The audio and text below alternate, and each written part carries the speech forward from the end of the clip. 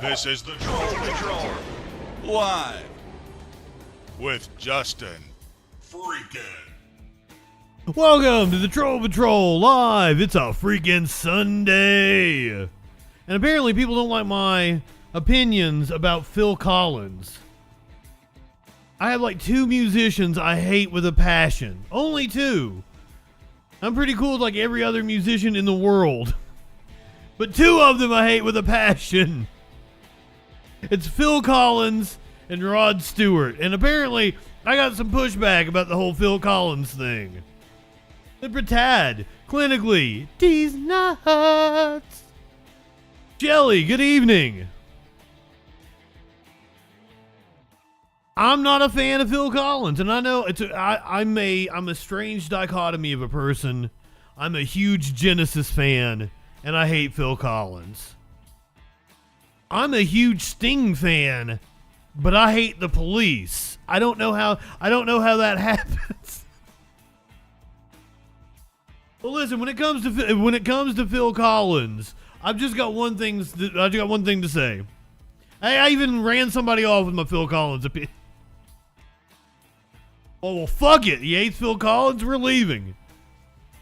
When it comes to Phil Collins, in my opinion on him, I've only got one thing to say. Jesus, he knows me, and he knows I'm right. Fuck off. Welcome. Good evening. How is everyone? Now, Rod Stewart, I ran another person off. Well, fuck you.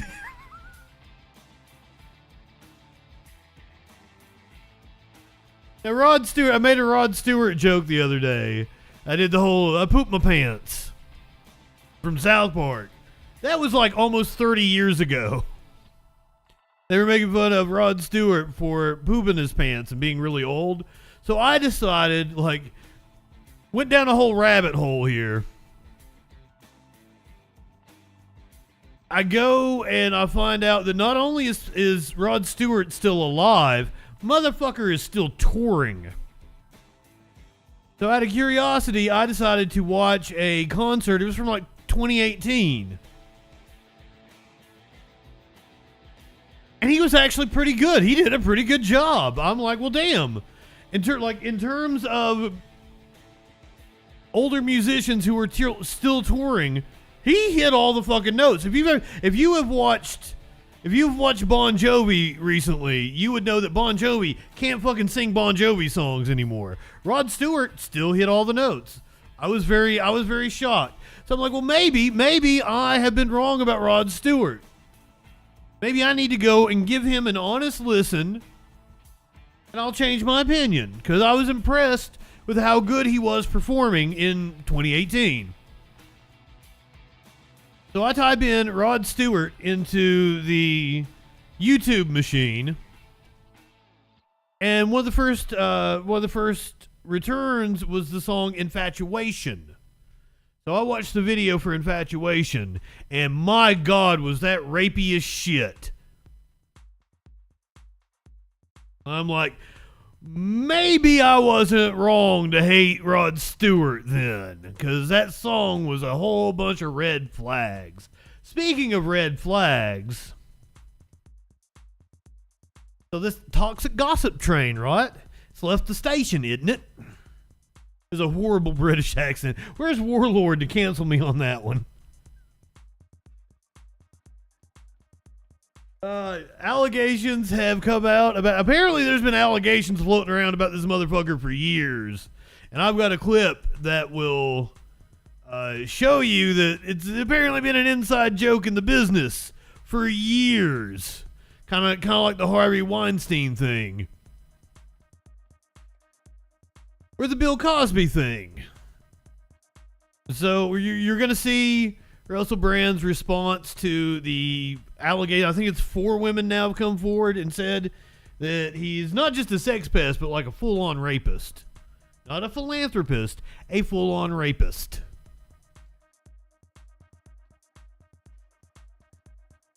British Jared Leto.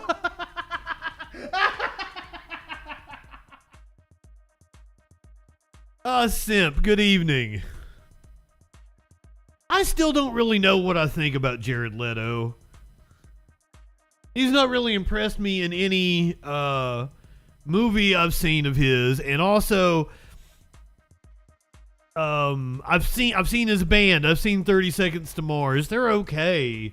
The thing that freaked me out about Jared Leto and his band was that he had like this overcoat on and this other coat under it. Like he had this big snazzy outfit on, yet I saw him in the middle of June in Georgia. It was like goddamn 100 degrees in the swamp, and this motherfucker has this gigantic outfit on. Leto has his own sex cult? Well, that doesn't surprise me at all. Flash, good evening. Well, okay, here's the thing, is like joking, context about joking, because I've had some right-winger try to be all up in my ass about some joke I made about Michael Jackson over 10 years ago. Where it was like Michael Jackson gets a pass because all he was doing was blowing little boys or something. And like, clearly a joke. Also, Michael Jackson, innocent. Shelly, you might be right. Motherfucker might make me might make more money off of this. Check this out. Check this out. So here's a tweet from Dan. I'm sorry. So it's a tweet sharing out a post on Reddit, apparently, on Low Stakes Conspiracy. Russell Brand is moving to the right so that when accusations finally come out, he can claim it's a witch hunt. That was posted 8 months ago on Reddit. Dan Barker follows up, the person who posted this low stakes conspiracy theory on Reddit 8 months ago is probably having an interesting day. Oh, shit. It's possible. And I mean, when you hear his response,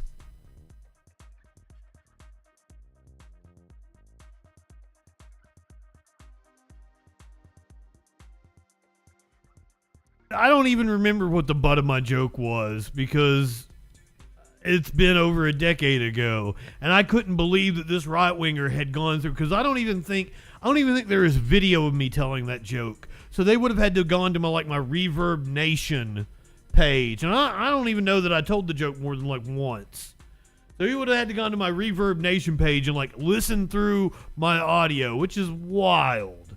Maybe not. Maybe it's in one of the videos that's on my YouTube, but I don't think it is.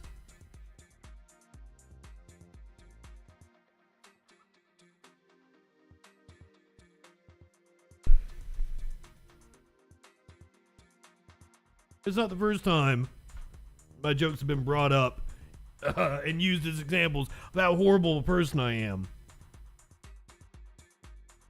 I had a joke about how I couldn't tell. I would go to the grocery store and I would see a Chinese person wave at me, and I didn't know if I knew him from class or not. I went to school with hundreds of Chinese people, but I was like, it's not just Chinese people. I can't tell 67% of any race apart. I can't tell two Icelandic men apart. That was the punchline of my joke. Probably a shitty joke. That's why I only told it once or twice. Also, you've got to remember, this was over a decade ago, and I was considered a shock jock, an edgy comedian. I'm probably far more thoughtful about the jokes I tell now. Speaking of jokes, my God, I've had a wild argument with some dumb fuck on the... First, let me show you. He left a review on my Facebook page, so let me show you that. Because this review cracks me up here. His review is, used to be a good show. Used to be? I think I'm hitting on all cylinders now. I shared out a episode of the Troll Patrol from 2019 before we really started doing the show. I did mini dry runs before the actual debut on April 20th, 2020. But I go back and even watch old clips of me from a year ago, and I'm like, wow, I am so much better today than what I was then. But now, Justin cares more about evaluating grammar and attacking the person instead of actually addressing points of concern. I'm not sure what they're referring to, but I did attack his grammar one time because he called me a liar and spelled it L-I-E-R. But that was recently. That was before he left this review. Yes, he keeps coming back and acts like he's somehow a victim. He often attempts to gaslight by telling you he's already answered your question. I probably did already answer your question, dumb fuck. And don't get me started on his moronic redirect. Sad, really. So much wasted talent. Well, at least he thinks I'm talented. But I posted this the other day on my page. So there is no God, babies get cancer and dogs get tortured and people have no food, despite there being enough food for everyone. If there is a God, he's a dick and I'll tell him to his face. Yeah. And I followed this up by posting, like, my text part of this post was about how one of the most profound statements on this subject is a quote that was scribbled into the wall of a concentration camp that said, if there is a God, he will have to beg me for forgiveness. And I think that's a fantastic quote. Danielle, good evening. So old Jaden up here says, what does any of this have to do with a God? Already, I'm like, what do you, huh? Oh, I forgot. If there is a God, he should end all suffering and give everyone what they want. You're confusing God with Santa Claus. Like, what an idiotic comment. A God, by definition, could create any world it wanted. Therefore, if there is a God, it wanted to give babies cancer and cause the Holocaust. Seems pretty fucking clear, right? How does anybody dispute that statement? That God would be an asshole. Dipshit. So the next statement. God doesn't give babies cancer, nor did he cause the Holocaust. Both of those are easily explainable by history and science. Where do you come up with this shit? And as you're going to see later on in the conversation, like, this isn't my philosophical concept here. You're a fucking idiot. I've never laughed so hard in my goddamn life. I probably have. I mean, you're right. God doesn't give babies cancer because God isn't fucking real. And then Jaden's response, bingo. Fuck, man, you're bright. That's literally the point of the original post. The quote from Twitter. That's Jaden. How'd you miss that one, dude? That's literally the fucking point of the post. Now I'm gonna pull up a thread, because this is just, tell me, am I the idiot here? Please keep me in line. Like, this dude has no idea how fucking dumb he is, does he? Because he was defending old Chris. When I need to update you guys on Chris, that's fucking hilarious. So he's been defending Chris. I'm like, dude, Chris called me a pedophile and a libertad. I'll get to the news, I swear. So I called the dude a stupid, repressed religious weirdo. Religious? Are you dumb or just ignorant? And I'm like, are you not? And he says no. I love how you just pull stuff out of your ass and pass it off as true. Like, dude, why were you arguing about God doesn't give babies cancer? If you're not religious, why did you take issue with the meme about God the other day? I didn't pull anything out of my ass. For me to do that, you'll need to be clear about why you called me religious, other than saying because of that meme the other day. This is why you fail to communicate, and a perfect example of an idiot saying idiotic things. How am I saying idiotic things? You got triggered about a post about God. Do you believe in God? I had to ask multiple times, do you believe in God? It's a simple fucking question. No, he says. Then why did you take issue with the meme and say God isn't Santa Claus? Because you and all other religious idiots, I'm a religious idiot, seem to think God is going to give you whatever you want. Not that difficult of analogy. This is why I call you an idiot. I don't think that God is going to give me everything I want. If there is an omnipotent being, he would have created, they would have created a pronouns, pal. They would have created a world in which babies get cancer and the Holocaust happened. That's, what the fuck? Can you not read? I clearly said you seem to think God, not me. And throws out the R slur. A God, by definition, is omnipotent. It's required to be a God. Do you know what the word means? And being omnipotent would mean a God is responsible for giving babies cancer. And I even hit him with an Epicurus quote. I'm pretty sure it's Epicurus. If God is willing to prevent evil but not able, then he is not omnipotent. Is he able but not willing, then he is malevolent. Is he both able and willing, then whence cometh evil? Is he neither able nor willing, then why call him God? Love that quote. Omnipotent means the ability to do anything, not responsible for correcting everything you feel needs to be corrected. With each word you speak, you prove my point. Correcting everything you feel needs to be corrected. What the fuck does that mean? Like, he's clearly not comprehending the argument, right?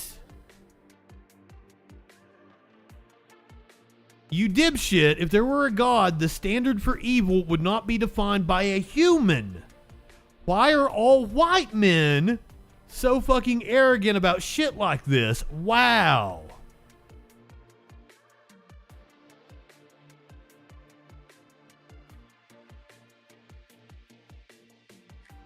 The standard for evil?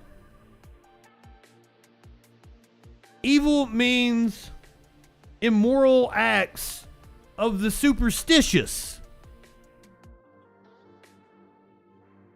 Like, everything is defined by a human. The word omnipotent is defined by a human. The word evil is defined by a human. And I don't understand, like, why is he arguing with me if he's not religious? This doesn't even make any sense. Made things what way? That's very vague. Made the world in a way that children get cancer and the Holocaust happens. It's not hard to understand. Evil exists. No, actually, I don't think evil exists. You pretend to know what a non-existent God was doing when he, she, it made the universe. Very arrogant of you. I don't get it. I seriously don't get it. Then how would you define evil? Looked it up just because precising definition. When you're having philosophical arguments, you need precising definitions on things. So I'm like, okay, let's find out exactly what evil is. It's immoral acts, particularly of the superstitious. If I have this correct, you're defending the concept of a God you don't believe in while misunderstanding the post and disregarding intellectual giants who I'm actually citing when I say these things. This isn't my philosophical concept here. I keep posting the Epicurus quote for a reason. Do you see how dumb you come off? Straw man. I never defended the concept of a God as if I believed. You were the one who was misunderstanding. And yes, I did originally misspell misunderstanding. The idea that humans, even intellectual giants, cannot define evil when they are attempting to prove there is no God based only on his, her, its morality. In doing so, you are invoking your own sense of morality. Clearly, the topic is well beyond you. Stick to the news. I'm dumbfounded by what he's even trying to say. Jaden, if you're watching this, what in the fuck are you even talking about? Jesus Christ. And also, like, Right-wingers apparently think when I say Jesus Christ or for the love of God, I'm somehow ceding the position that they exist. No, especially the phrase in my YouTube trailer where I'm like, for the love of God, after pointing out the fallacious reasoning of, I think they're talking about trans people, but they could have been talking about drag queens. The maskless Moses clip. Anyway, we got actual news to talk about. I can't just rant about dumb fucks I encountered on the internet. We're 20 minutes in, so that means we gotta do news. Illinois ended cash bail. A 12-year-old rescued their therapist from drowning. A second model has been found dead in an LA apartment. A cop in Palmdale has succumbed to their injuries after getting ambushed. I've got the full video of Lauren Boebert's date the other night. Got a little sexual anarchy. Got a little sexual anarchy going on in the Beetlejuice. Man who probably doesn't live in sexual anarchy is Tim Scott. This is a very interesting conversation about whether he has a girlfriend or not. Why might that matter? Find out in a little bit. On Saturday, I watched it live as it happened, and I can't believe my jaw was on the fucking floor. Ken Paxton, the indicted Attorney General of Texas, acquitted on all charges in his impeachment trial. Speaking of impeachments, the twice impeached former president, a motion was made by the special counsel to put a gag order on him. He also went and appeared on Meet the Press earlier this morning. We're going to check in with union efforts, all that and more tonight on the Troll Patrol, live.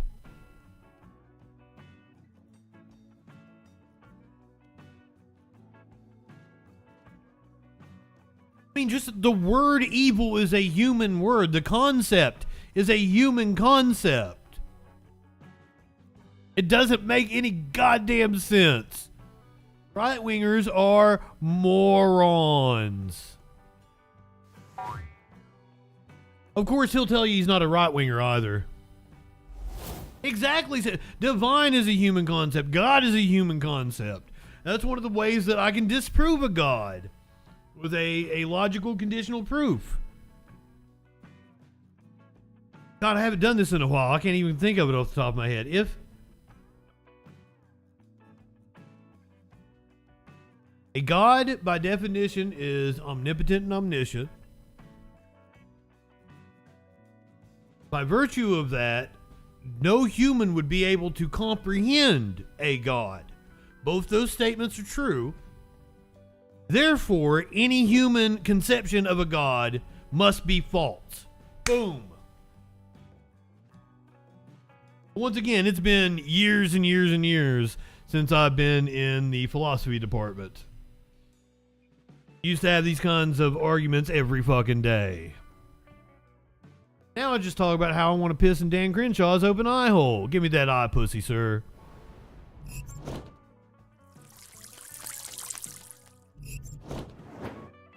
I miss it. I miss being in philosophy class.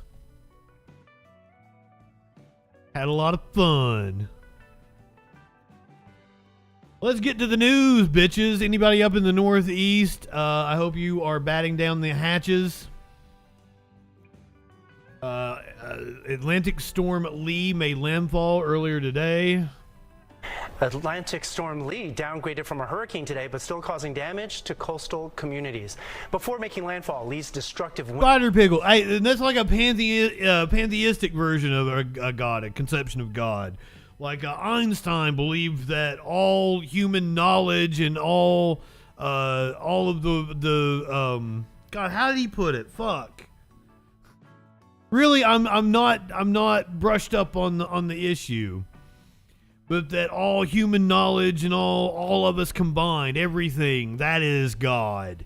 And that makes sense. That would fit the definition of something that is omnipotent and omniscient. Anyway. God hitting the East Coast, the Northeast Coast, with a hardcore storm. Atlantic storm Lee downgraded from a hurricane today, but still causing damage to coastal communities. Before making landfall, Lee's destructive winds, rough surf, and rain slammed into parts of New England and Canada. In Maine, at least one man has died after a tree limb fell on his vehicle as he drove along a highway in Searsport. That's about 30 miles south of Bangor. Damn. Lee later made landfall in Nova Scotia, Canada, flooding roads and knocking out power several hundred miles from its center. The storm took ferries out of service and forced the province's largest airport to cancel all of its flights. Speaking of flooding, I didn't put it on the list, but let's get an update because the death toll just keeps going up in Morocco.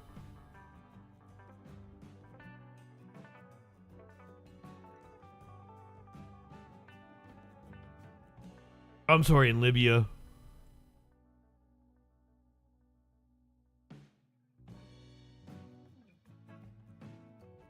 $11,300. 11,300. Jesus. Over 20,000 missing. Meanwhile, video was released last week of the response to the fires in Simp. Video has been released of the response to the fires in Maui, showing workers, trucks blocking the exits. We now have concrete proof that this happened. There's a reason Jonathan Herzog's video has been viewed over 1 million times. It tells the story of Front Street in those crucial hours of 3 p.m., 4 p.m., and 5 p.m. Jonathan Herzog's day didn't just end with roadblocks, but it began with them during his AM commute from Kihei. And then as I got into Lahaina, they were redirecting us all around through these back streets, and branches were coming down. On his way to Kaanapali, Herzog started filming as he entered town, sensing unusual conditions. The winds were the worst winds I've ever been in my life. When he was later heading home through Lahaina town just before 3 p.m., he hit this roadblock on the southbound highway at Kapuna Kea before the Cannery Mall. Herzog backtracked to where Front Street meets the highway. Traffic moved well enough at that time to rejoin the highway near Lahaina Luna here at 3:02 p.m. But then, Herzog says, traffic snarled with downed trees and crews working to the south. Then I ended up turning around and trying to go north again, thinking, well, at least I'll get out of Lahaina. But to the north, the gridlock was worse, he says, so he detoured over on Baker and then south again on Waine'e. At 3:19, his camera shows a police vehicle blocking access to the highway at Papalaua. But nothing had eased up, so without GPS, he heads north to look for an open route. His first view of the fire at 3:24 p.m. on the hillside, and just before 4 p.m. And notice the trees, how windy it was. That's what exacerbated all of these fires. He ends up in this line of cars on Front Street, in gridlock. My goal is to get into the Kingdom Hall parking lot. Just sat there, I think it was a good 25 minutes, something like that. Holy cow, dude. So now the smoke is virtually blocking out the light. I am gonna make my way down to the water. At 4:26, Herzog abandoned his car at Kingdom Hall and walked to Mala Wharf. It was obvious the fire was out of control, so that's when I decided to leave the vehicle completely. Passing vehicle after vehicle, he noticed of those on the bridge. All of those cars were still sitting there, just same exact spots. KITV4 reported on the other side of the Cannery Mall that Herzog passed by in the 4 p.m. hour. The highway was completely shut down for 2.5 hours at Keawe Street until at least 5:24 p.m. Traffic routed towards Front Street. At 5:30, Herzog comes to the end of Front Street, and to his surprise, It looked like 2 police vehicles parked kind of nose to that exit for Front Street, kind of at a V like this. The traffic had basically bottlenecked right there. So there were cars in both lanes trying to go north by this point. But everyone was stopped on Front Street right there. as the maintenance worker walked past the gridlock, heading north on foot, at 5:33 p.m. motorists had been fleeing into the water, as seen in Noah Tompkinson's video, 1 mile to the south of the Front Street roadblock near Baker, 2 blocks south of where Herzog had abandoned his car. I asked the chief of police directly at the last press conference, were command and control for fire and police in contact that afternoon in the emergency operations center? He declined to answer that, but says that police were directing the public away from dangerous power lines. Hawaiian Electric says those power lines were de-energized as of the morning. Reporting from Lahaina, Jeremy Lee, KITV4 Island News. Back to you. I mean, they're on an island. Where can you go that it's safe? The response is definitely, we've got to ask questions about what happened. And I can imagine that the power company has a lot of the blame for letting the fire spread. I don't know. But that was wild video. Insane.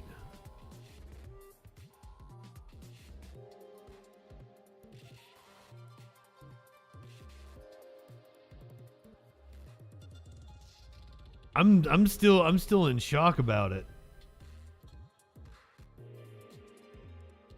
So when we were covering the strikes of the for the UAW last week, several people in the chat pointed out, why aren't they going full scale strike? And even I didn't even understand what these small walkouts were about. But once I heard exactly what they were doing, oh my God, was this strategy brilliant. The post I found, I think it was on Facebook, absolutely genius. Ford pulled all the completed engines from the plant that Eric here works at, calling in hundreds of trucks to take these engines to their final destination because my plant was on some piece of paper. Apparently the UAW leaked their supposed locations that were going to go on strike. It was all for naught. The same thing happened in Spring Hill, Tennessee. They sent 14 truckloads of engines to Wentzville today, thinking Spring Hill would be a target, and they're now trying to pull them back to unload because nobody to unload at Wentzville. A brilliant strategy. They leaked the supposed targets of this strike, but it wasn't right. So that's what that was about. They're doing these walkouts so that the company doesn't know. So the company, I had speculated that maybe it was so that they wouldn't know where to send scabs. But like this is disrupting their business, and I am here for it. So let's look at where things stand with the UAW strike. And the UAW continues striking the Detroit 3 automakers across the country this morning. Union leaders have rejected Stellantis' most recent proposal, but Stellantis saying in a statement yesterday the UAW has decided to, quote, publicly misrepresent key elements of its offer. And one of those key elements are... You damn right, Simp. And you know what? These right-wingers have been talking about class warfare, class warfare. When you insult the rich, it's class warfare. Well, you wanted class warfare? You fucking got it. Let's do it. Because guess who has the power? Plans to close 18 facilities. A statement Stellantis says is misleading without context. The automaker says it plans to invest in electric vehicle plants and hopes to preserve those jobs. For now, workers take to the picket lines. Mara McDonald is here to tell us what we can expect today. They're calling it Solidarity Sunday. Expect to see a big presence out here on one of the main focuses of the picket line. Meanwhile, UAW Chief Shawn Fain has some appearances on the Sunday shows. Oh yeah, we're going to watch his Meet the Press appearance. If Thursday and Friday at Ford's Michigan Assembly were all adrenaline, now it's optimism. As UAW members ease into the picketing rotation and bring reinforcements like Gizmo. Definitely Gizmo! Out here supporting our UAW family, so it gets no better than this. The UAW sat down with Ford, and union sources described the talks as reasonably productive. Workers walking the picket line universally tell me they don't think this strike will last long, but if it does... I'm ready. I'm ready. Ford says due to the strike at paint and final assembly at the Michigan Assembly plant or MAP, as it's called, it had to send home 600 workers on layoff because there was nothing for them to do. This as Stellantis laid out the details of its offer, which it says the UAW, at least in some respects, misrepresented. It includes a 21% pay hike, boosting temp pay up to $20 an hour, and ending tiers at Mopar and having its current progression to top scale to 4 years instead of 8. All three automakers are offering similar packages. Sounds like a low ball to me. Vacation, profit sharing, and no premiums for health care. All deals the UAW has turned down. Now, bargaining is expected to continue into next week, but there's something to be on the lookout for. Yes, the UAW is striking all three Detroit automakers, but currently it's only picketing 3 plants, including one here in Michigan, which is here in Wayne. Now, Shawn Fain has said if those negotiations don't go the way they think they should, well, you can expect to see more plants added to that list. We're in Wayne. I'm Mara McDonald, Local 4. I guess it's Wayne, Michigan, because we were watching a station out of Detroit. This is an example of one of my favorite things to do, and that's kicking authority in the balls. He's kicking authority in the balls. The man leading the charge to kick authority in the balls was on, I'm sorry, I said Meet the Press. Donald Trump was on Meet the Press today. Shawn Fain was on Face the Nation on CBS. So, Shawn Fain, who I am a huge fan of now, kicking authority in the balls over on CBS. Now to United Auto Workers President Shawn Fain. Good morning to you, sir. You have said that you had reasonably productive conversations with Ford yesterday. Does that mean they're going to put a more generous offer on the table? Good morning. Thanks for having us. And that's up to them. The reason we're in this situation right now is because all three of the big three companies chose to wait. They chose not to negotiate for the 8 weeks we had. We started this back in July, and we told them then, don't wait till the last minute or you're going to find yourself in a bad position. And unfortunately, they chose to wait till the last week to get down and start talking, to get serious about this, and that's where we are now. And if we don't get better offers and we don't get down and take care of the members' needs, then we're going to amp this thing up even more. Hell yeah. Slow. Will you order strikes at additional plants this week? Are you preparing for that?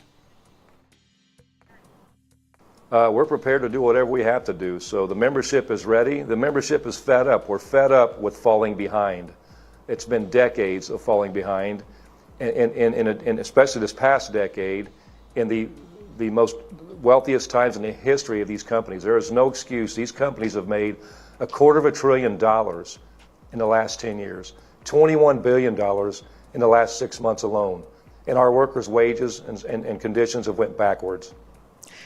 You're asking for 30. Just in case there's anybody that may not be a leftist that is watching this right now, watching a clip on YouTube, I assure you, the UAW fighting for higher wages for themselves will raise your wage.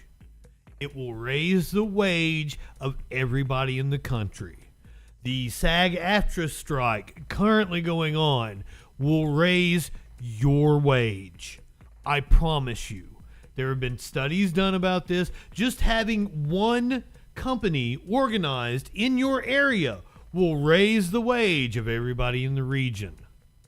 Imagine if we got more shops unionized. Imagine if unionization spiked. If we kept I really am. I'm not doing well tonight.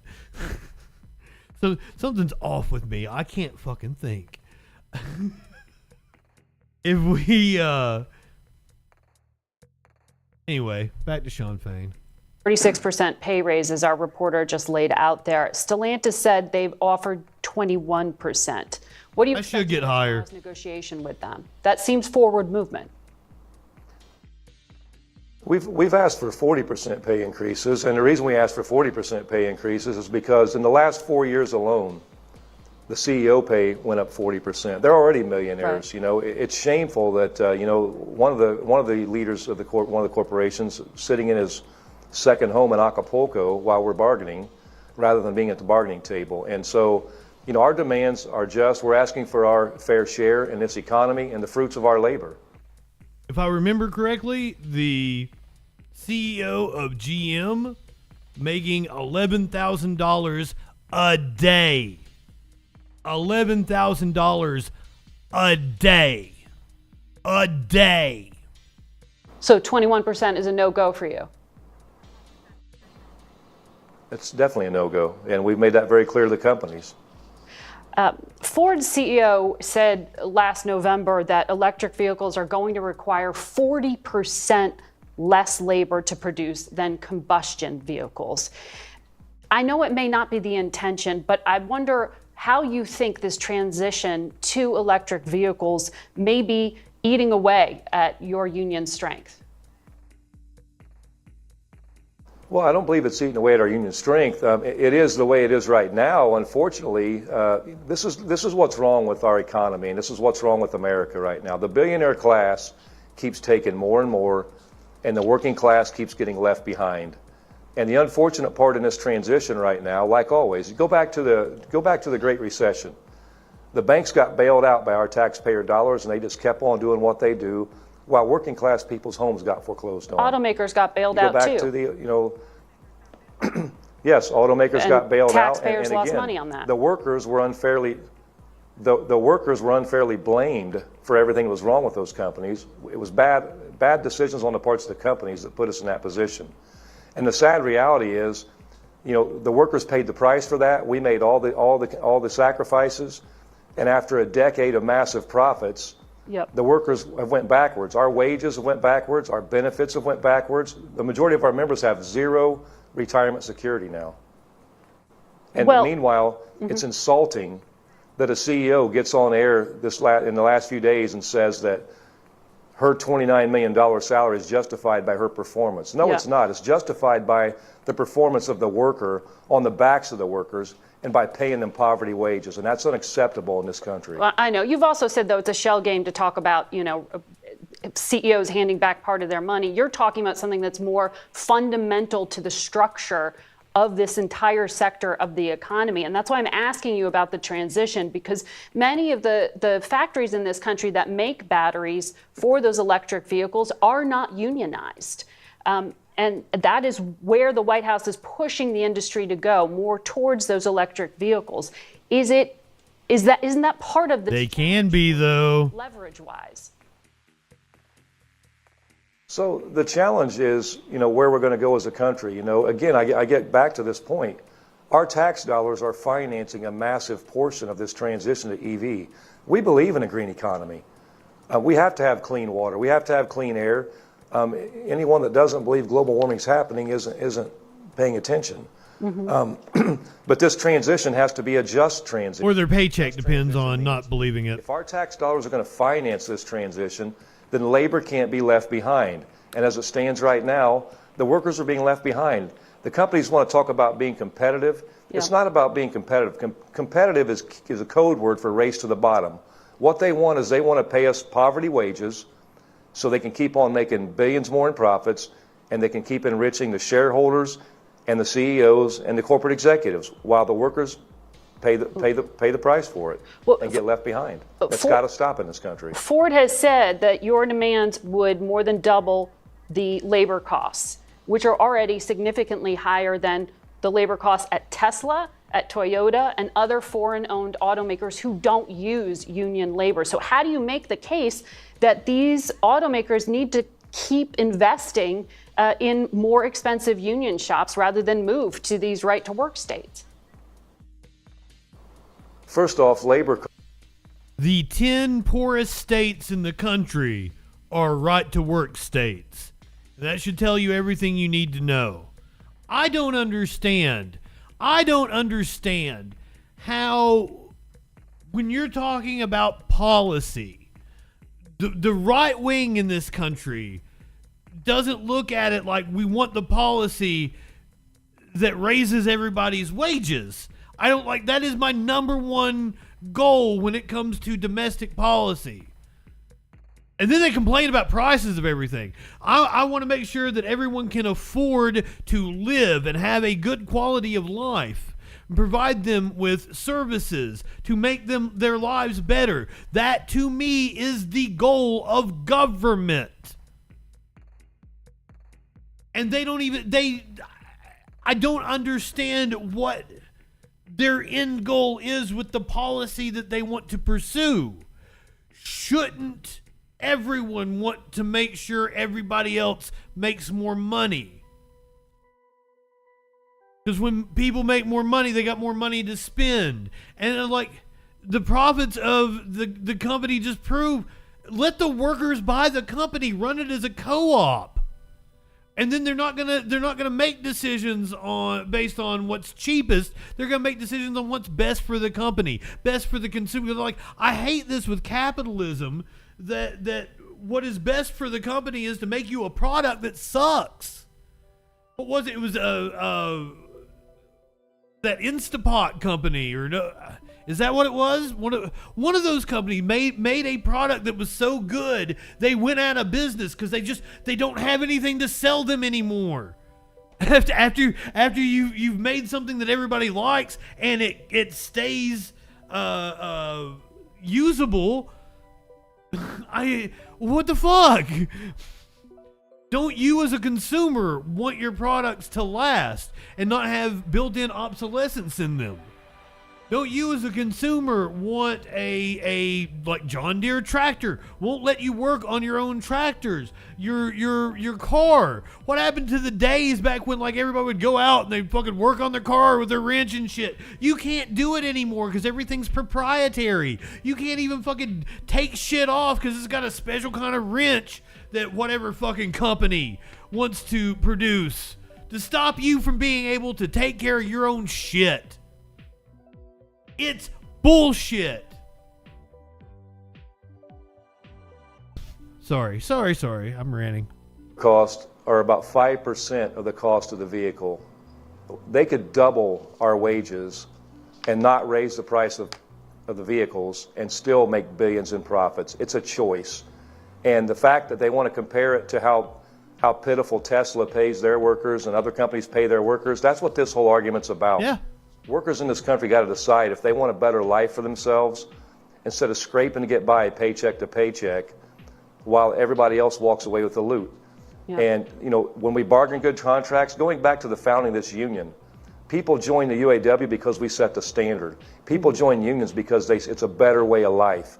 And that's what we got to do. We have to bargain a good contract, and then we're going to go organize these places and bring these workers in so they get their fair share of the economy that they get nothing of right now.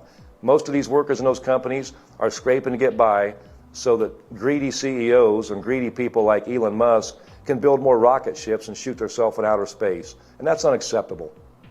President Biden says he's the most pro-union president in American history, but you haven't endorsed him. What is it going to take for you to do that? Our endorsements are going to be earned. We've been very clear about that, no matter what politician it is. How does he earn it? We expect action.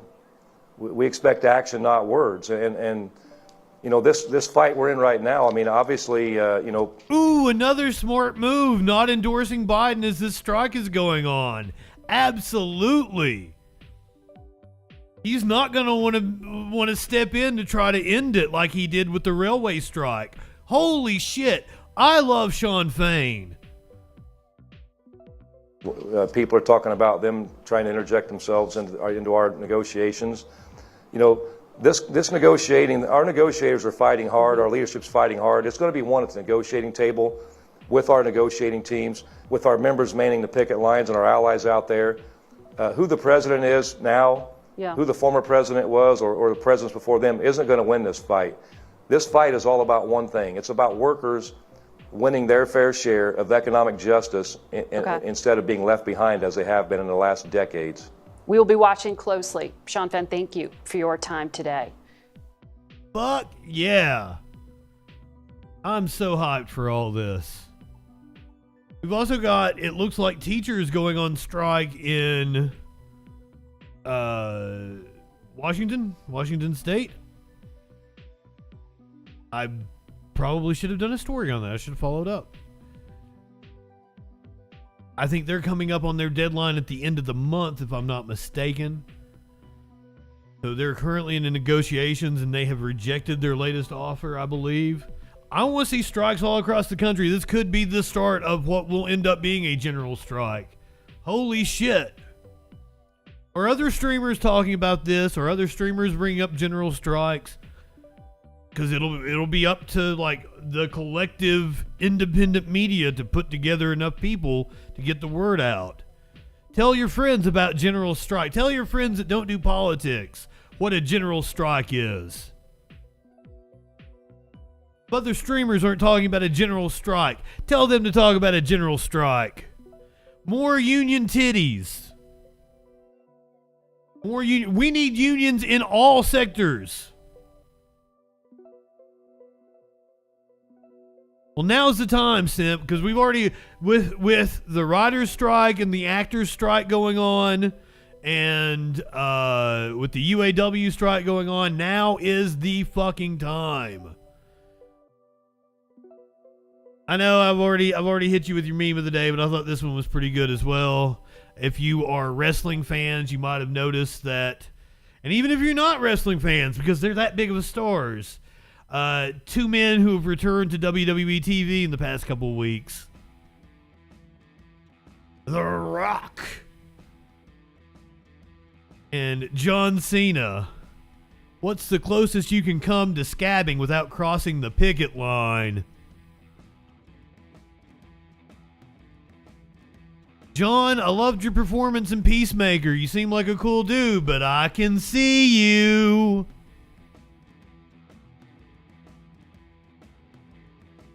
And pressure fucking works. If you don't believe me, ask Drew Barrymore. Now over to the latest on Drew Barrymore. My intentions have never been in a place to upset or hurt anyone. And her PR team told her to do it without makeup and look as homely as possible. Get in the part of your house that looks the most normal. It's not who I am. I've been through so many ups and downs in my life. That's probably like her guest house or some shit. In an emotional video, Drew breaks her silence on her decision to return to her talk show on Monday. We aren't gonna break rules. You don't know who Drew Barrymore is? Thought she was in a gazillion. She was a huge star in the late 90s. She showed her titties on David Letterman.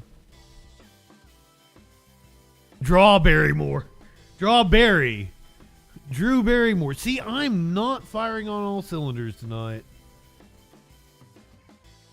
What's her fucking IMDb here?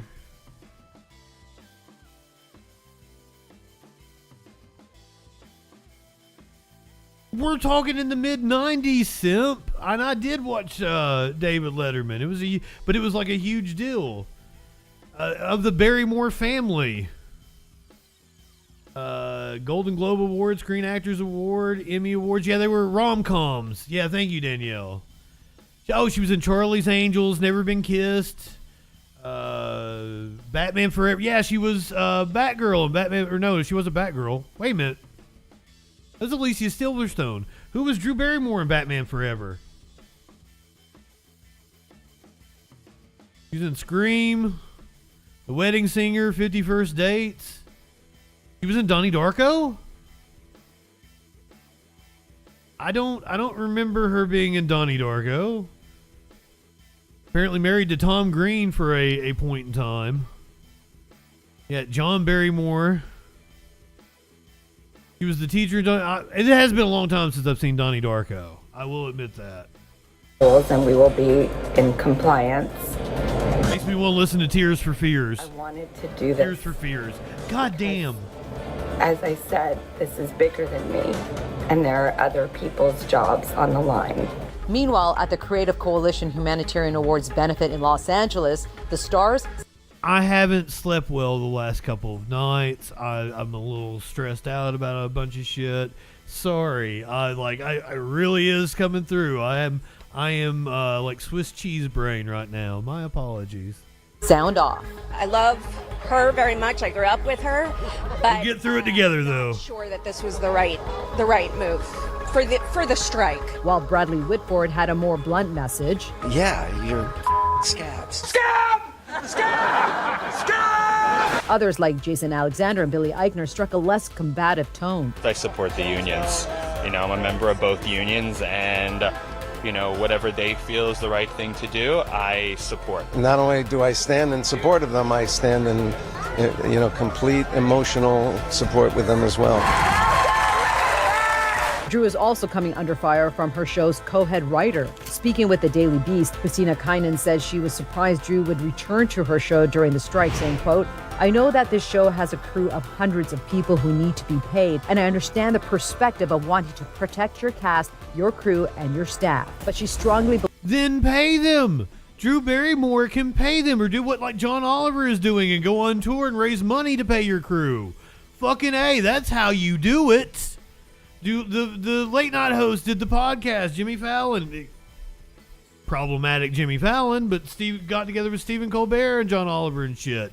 Do that kind of shit. Raise money. Do Drew Barrymore get on Twitch and do whatever talk show you want to do and donate the proceeds to your crew. We'd all respect you for that. Idiot.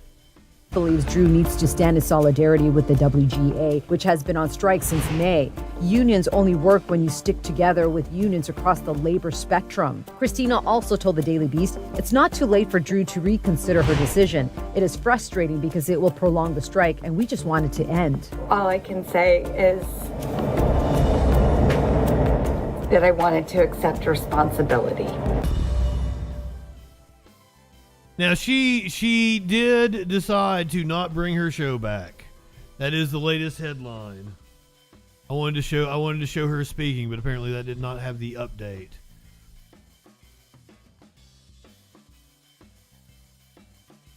Fucking shit. She will not be bringing her show back, which I mean, as if any of us are going to watch it anyway.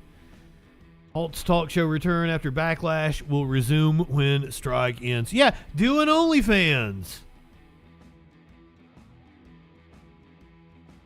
I was amazed that I read that whole list of movies and Donnie Darko was like the only one I'd seen of hers. And I don't even remember her being in it. The only thing I remember about the movie is Tears for Fears.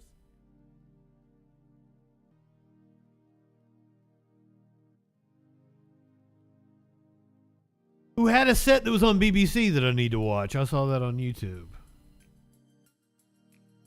Sorry, I can't shut up rambling tonight. I'm weird headspace. Somebody who I would assume knows exactly what that feels like is Donald Trump. Somebody who can't fucking shut up. Has now blasted the special counsel for seeking a gag order.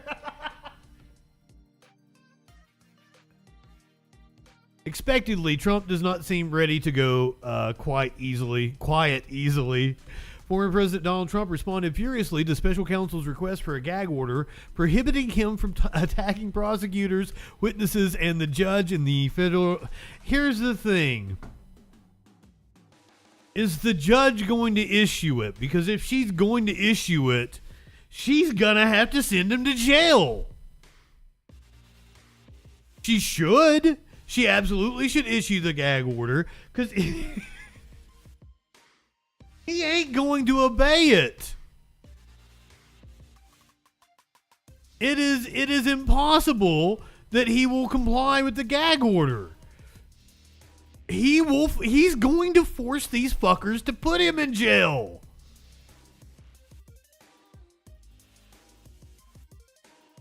I've said it all along the way with this whole thing. Like, Trump has given them no other option. They've tried to give him preferential treatment. And he wouldn't have been hit with any of these fucking charges. 91 charges, 100% on him. He had the power to get out of it, but like, he has done the exact opposite every step of the way. If he just turned the classified documents over to the FBI anytime between, what was it, April and August?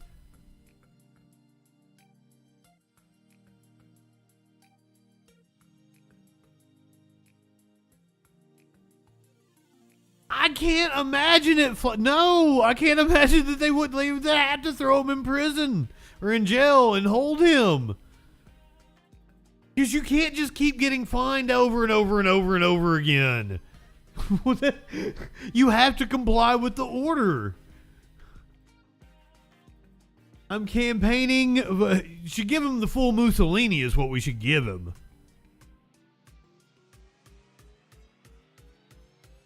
Can I say that? Can I say that on stream? Does everybody know what I mean when I say that? Okay, good. My chat knows what I mean. When I'm asking those questions, it might be to people watching on YouTube later.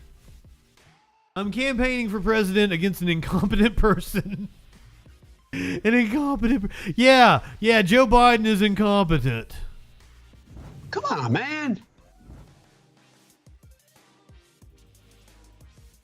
Who has weaponized the DOJ and FBI to go after his political opponent, and I am not allowed to comment, Trump wrote on Truth Social. How else would I explain that Jack Smith is deranged or Crooked Joe is incompetent? Is DJ Dub in here? I don't think I told you hi tonight.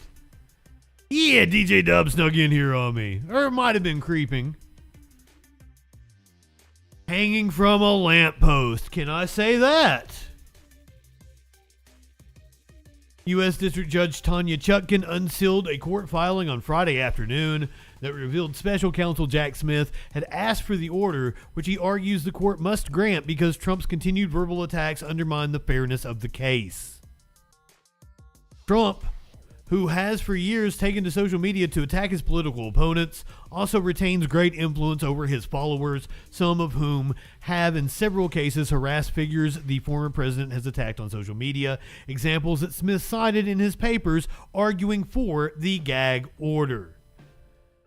But of course, Trump can't fucking shut up. He will talk to anybody who will listen, and apparently even will incriminate himself on live television. Richard. So I debated how much of this interview we're going to watch. It's like over an hour. This is the relaunch of Meet the Press with Kristen Welker as the host, taking over for Tim Russert, and this was her big debut. She got former President Donald Trump to sit down for an interview, and I'm pretty sure this is the clip where it happened. It was hard kind of finding the different clips because most of the clips that I found came from right-wingers that were like, he destroyed Kristen Welker, and they were like 20-second little clips. I'm pretty sure this is where a lot of people are claiming that he incriminated himself. As if he doesn't every time he goes on TV or gives an interview or gives a speech. It was Tuck Cod. Tuck Cod. Here is Donald Trump on Meet the Press this morning. The most senior lawyers in your own administration and on your campaign told you that after you'd lost more than 60 legal challenges that it was over.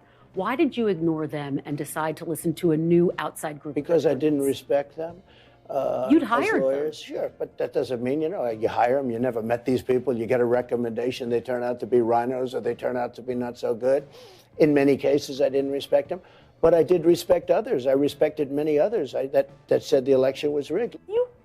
I'm assuming the 19 others that are, now indicted in, well, some of them, Sidney Powell, Eastman, Cheesebro, those lawyers, those are the ones you trusted that are now indicted with you in Georgia. Called some of your outside lawyers. You said they had crazy theories. Why were you listening to them? Were you listening to them because they were telling you what you wanted to hear? You know who I listened to myself? I saw what happened. I watched that election and I thought the election was over at 10 o'clock in the evening. You were listening to your instincts. My instincts are a big part of it. That's been the thing that's gotten me to where I am, my instincts. But I also listen to people. There are many lawyers. I could give you many books. There are books that are written on how the election was rigged. There are numerous books that were written on how the election was rigged. Just to be clear, were you listening to your lawyer's advice or were you listening to your own instincts? I was listening to different people. It's authority because it's in a book. And when I added it all up, The election was rigged. There are books Were you that calling are the written. shots, though? In fact, Molly Hemingway wrote a great book. But were you called calling the Rigged. shots ultimately? Excuse me. Molly Hemingway, who's highly respected and great, she wrote a book, a best-selling book called Rigged. Were you calling the shots, though, Mr. President, ultimately? As to whether or not I believed it was rigged, oh, sure. It was my decision, but I listened to some people. Some people said that. Like guys like Bill Barr, he was a stiff, but he wasn't there at the time. But he didn't do his job because he was afraid. You know what he was afraid of? He was afraid of being impeached. He was petrified to be impeached, and he was afraid of breaking the law. He was afraid of breaking the law and facing the consequences, which you are currently doing, sir. Like, it is wild, the double speak. He's afraid of being impeached. Do you know why they impeach people? Because they break the law. He was afraid of breaking the law, motherfucker.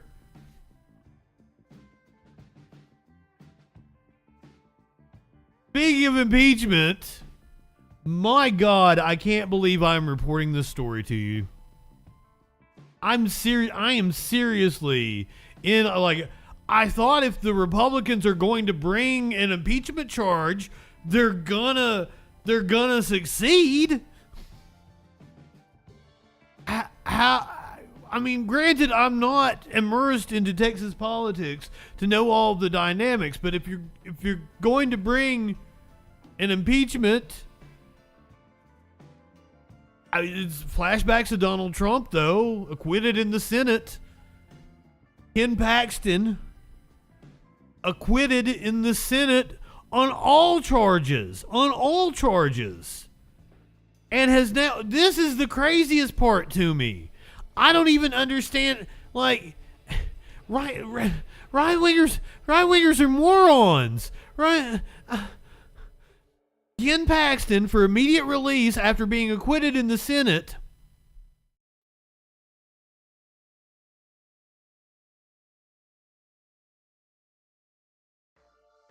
The sham impeachment coordinated by the Biden administration with liberal House Speaker Dade Phelan.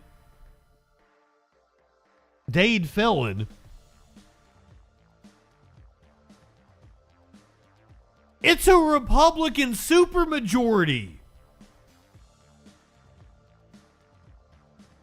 It's a Republican supermajority. He's blaming Joe Biden. Come on, man. He's blaming Democrats for the Republican supermajority in Texas. Impeaching him. Do you think we're stupid? You think we're fools?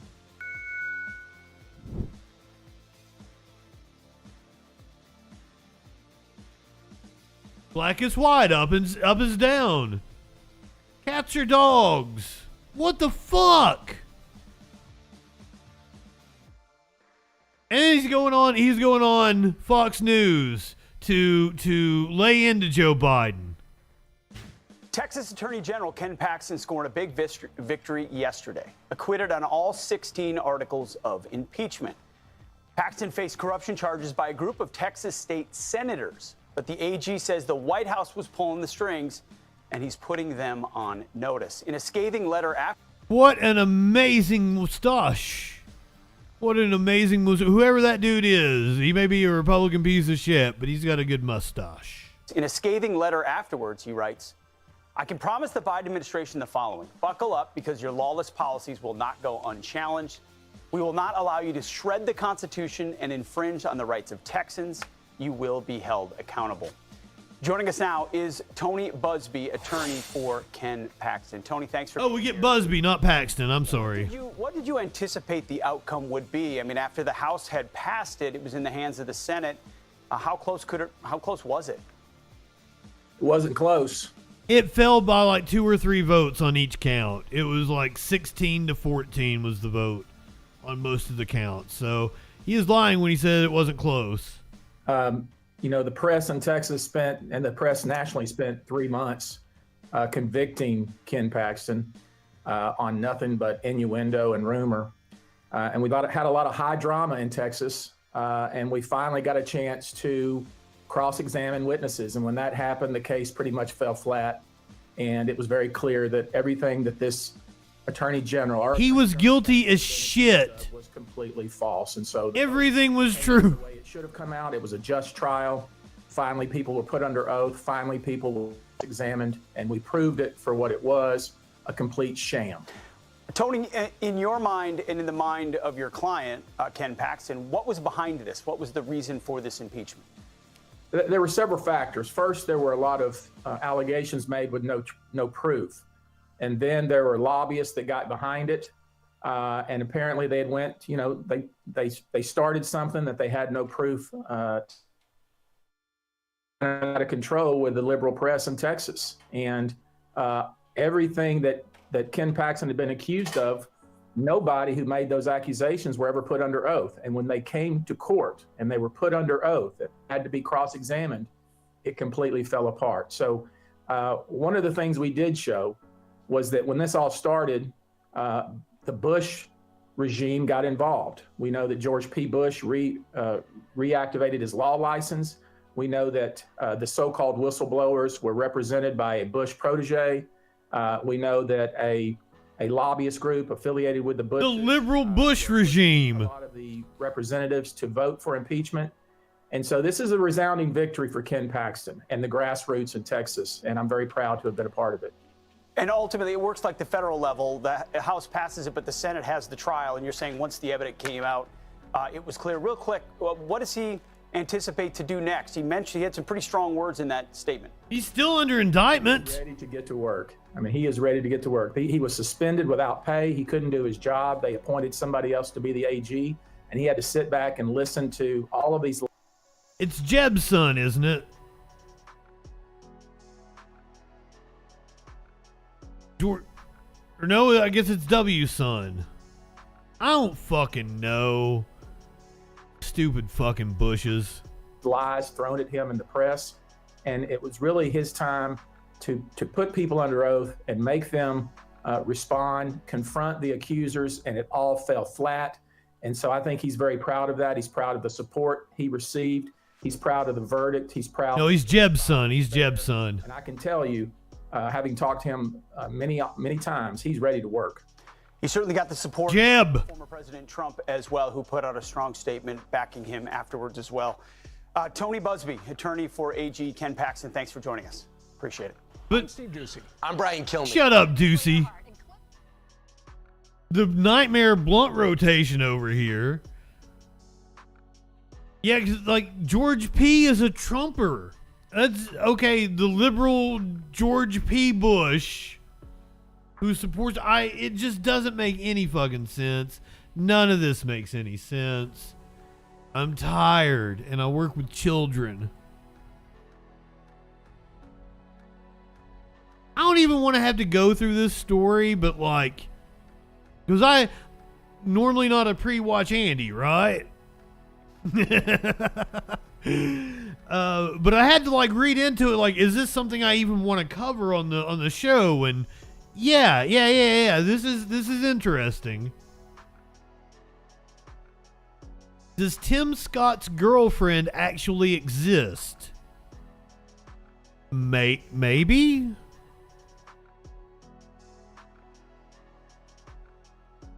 And I promise you, there's something to this here. She's from Canada.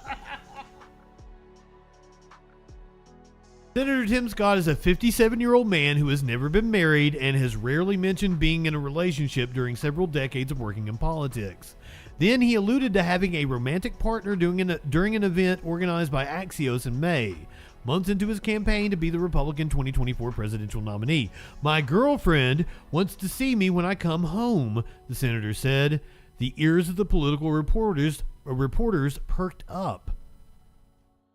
For months, people have been wondering why other people theoretically care about Scott's relationship status.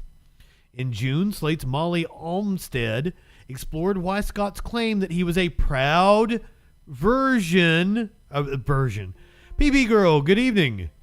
That he was a proud virgin was politically advantageous in the 90s.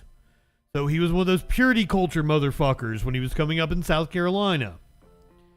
And why it made sense to walk it back in 2012. On Monday morning, Scott confirmed to Fox News that he has a wonderful girlfriend, then quickly added that the more important question is, why are the headlines there? He claims it's because his opponents are afraid of him. Then, on Tuesday, the Washington Post published a lengthy piece in which Ben Terrace investigated both whether Scott's girlfriend is real and a deeper question, does anybody care? The Slate and Post pieces are worth reading in full if you want to learn more about purity culture, homophobia, and racism among the GOP electorate and how single people are viewed in society in 2023. If, like me, you're just nosy and find the idea of a presidential candidate making up a false girlfriend both funny and sad, here's a rundown of all the evidence that has been revealed in the past 24 hours. Now, this was published like a week ago. So on Monday, the senator told a leering Brian Kilmeade, I have a wonderful girlfriend and we have a wonderful relationship. The good news is God has blessed me with a smart Christian woman. When the Fox News host pressed Scott on whether we'll ever meet his alleged girlfriend, he said, you will, of course, at some point. So we can. Oh, I could have just played the video, I guess. I'm sorry. This headline, you might have caught your attention. GOP donors are privately pushing to Senator Tim Scott to give more details about his private life, your single status. So you must have heard this, and you got to be attuned. Without donations, without support, you can't run. What is your status? Well, obviously, at this point, I'm taken. I have a wonderful girlfriend, and we have a wonderful relationship. The good news is God has blessed me with a smart Christian woman. That's great news. But more importantly is why are the headlines there? The headlines are there because as I rise in the polls, as people show up at my town halls. He has gone up a whole 1 point to about 2 points. Everybody wants to find a way to win this race. I'm going to focus at 2%. on having that optimistic, positive message delivered with a backbone and staying focused on the American people who say they like me. Smart and Christian. Sure they have a chance to make me. Smart and Christian is kind of an oxymoron. People claim they've seen Scott flirt with women years ago. 40 paragraphs into the Post piece, we're no closer to learning details about Scott's possibly real girlfriend, but Terrace reveals that both he and Scott's childhood friend have personally witnessed him flirting with women. Scott was a charmer even back then, according to Brian Moniz, John's son and Scott's friend since childhood. Scott and the younger Moniz used to spend a lot of time hanging around the mall and flirting with girls. He's always had a way with ladies. None of Scott's friends think he has a girlfriend. In a 2017 CNN interview, Scott claimed that he had once been engaged, but Moniz, his childhood friend, was unaware of this. When Terrace asked him about it in August, he said, no, I don't think he's ever been engaged. I am not aware of anyone at this time. Terrace asked various other friends about Scott's relationship, and none of them could vouch for the girlfriend's existence. 6 friends I spoke with said they didn't know about a woman in his life. Scott says he and his girlfriend bonded over the Bible, swordfish, and pickleball. Do I have a video of that? No. 2 weeks ago, the campaign allowed Terrace to briefly interview Scott on the subject, suggesting it would be his only commentary on his relationship. The senator said he's very protective of his loved ones, explaining, I signed up for this. If we make it, she will be signing up for it as well, but at least then she'll know what she's getting into. But until then, the only conversation I'm going to have about her in any form or fashion is right now. He seems super boring. The only person willing to verify the girlfriend's existence is Scott's campaign manager. While Terrace added some intriguing details to this weird subplot in the 2024 campaign, ultimately he was not able to prove or disprove Scott's girlfriend is real. He wouldn't tell me her name, and the campaign declined to make her available to chat, even off the record. Technically, I can't verify that she exists, except to note that for a presidential campaign to essentially reverse catfish America would be insane. Reverse catfish America. Terrorists found only one tiny shred of girlfriend corroboration. Jennifer DeCasper, Scott's close friend and campaign manager, offered that she's personally hung out with her at the zoo.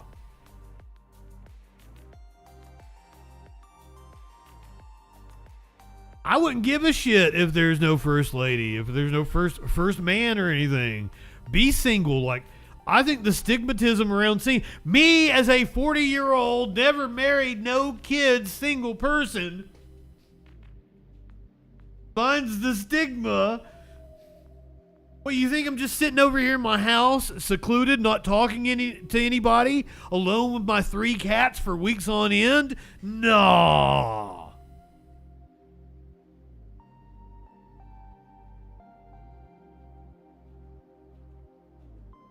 Find him a higher girlfriend. That's quite possible. Good evening, Venus.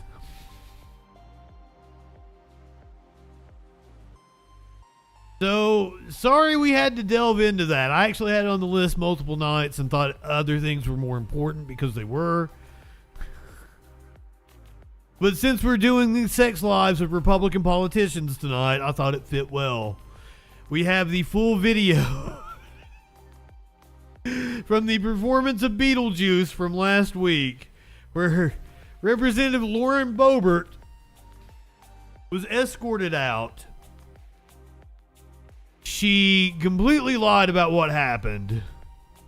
I didn't even know she was taking selfies of herself. She wasn't taking pictures of the play. There is no audio.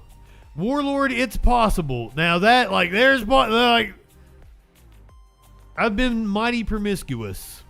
So, there's the possibility, but not that I know of. There is one time, well, there's no audio, so why am I even caring? I'll tell a story. I shouldn't say this on camera. Has it been 18 years yet? Damn fucking close.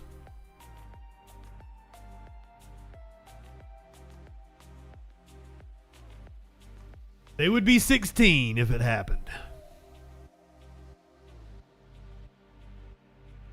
I went to the races at Talladega Speedway in Alabama.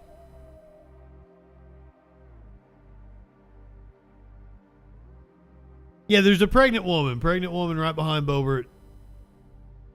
She's the one that eventually asked Boebert to stop. You can see the light from her vape.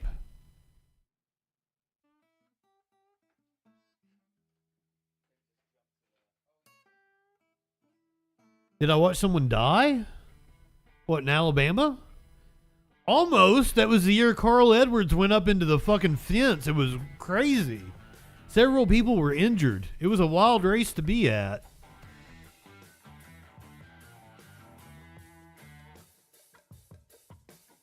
But I hooked up with a gal and I just we were both fucking trashed. I think we had taken something like 5 ounces of weed, over 100 Loratabs, and fucking cases upon cases of beer. There were fucking 20 of us in a group, maybe 15 or something like that. But we had an insane amount of fucking shit on us. And I blew many, many loads into her.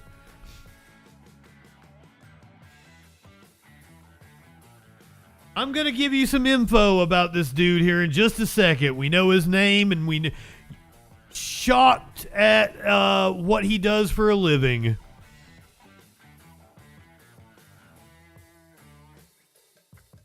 I wouldn't want to be in box seats. I wouldn't want to be down on the floor. I mean, she's in the front section, I do believe. Well, the dude next to her is hitting a bowl or some shit. What the fuck? You can see her dancing along.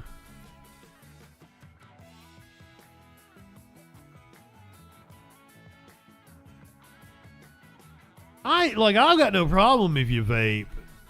One of the things that, I like to vape at concerts.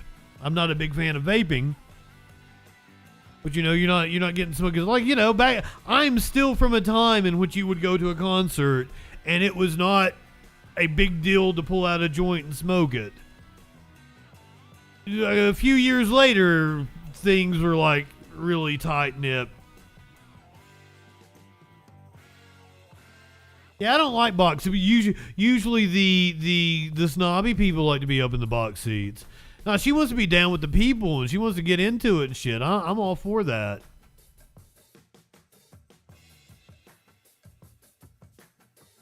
I'd say he's also vaping.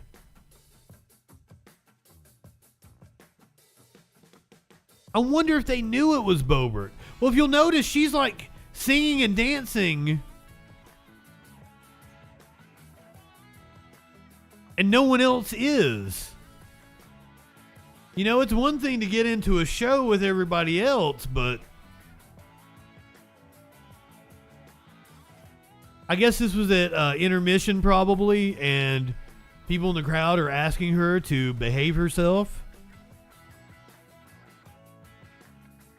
Florida Bama Shore. That is she would be right out of the Florida Bama Shore, which I do believe she is originally from Florida, if I remember correctly, because there was a whole controversy that her father might have been wrestler Sweet Stan Lane. Now that's not a thing. She is not the daughter of Sweet Stan Lane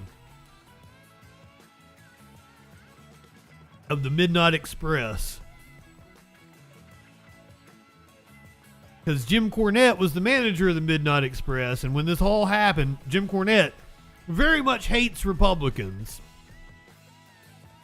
Was the manager of the the Midnight Express. So when this all came out, and they start talking about the timeline and everything, like 1984 in Florida. I think it was 84. It might have been 86, but I think she's the same age as me.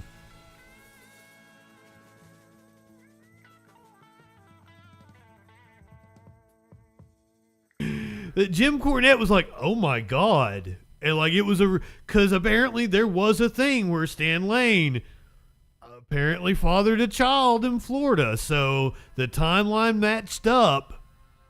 And Lauren Boebert herself claimed that he was her father. And they met and they took a paternity test, and he is not her father. Yeah, that is so disturbed. Do not go to a show and flash your fucking camera. You'd seen that the pregnant woman had left for a moment. I bet she went and got the ushers in order to escort her out. She pulled a "do you know who I am?" And she also flipped off the camera.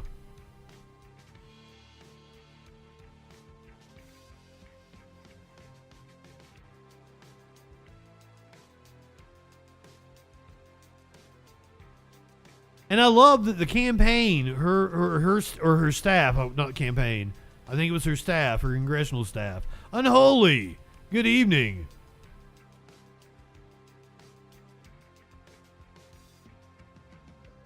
They denied that this happened, and then the theater released the video. They said that she wasn't vaping, that she wasn't causing a disturbance, and the theater's like, oh yeah?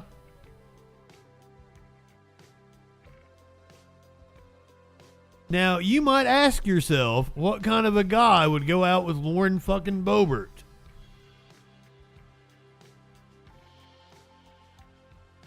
And the answer is probably going to surprise you. He owns a drag bar. Or at least a bar that hosts drag shows. Quinn Gallagher was Lauren Boebert's date. Following Representative Lauren Boebert and her date's recent removal from a Denver theater for causing a disturbance due to their behavior. Well, Lauren Boebert seems like she would be the kind of person that would want to go to a drag bar and hang out and get wild and party with the queens, but she's also a fucking bigot that runs on anti-LGBTQ propaganda, so fuck her. Gallagher, 46, was Boebert's date to see Beetlejuice the musical at the Temple Hoyne-Buell Theater last Sunday, where both were later escorted out following complaints about their behavior. Gallagher, a Colorado native, started out as a bar manager of Hooch Craft Cocktail Bar.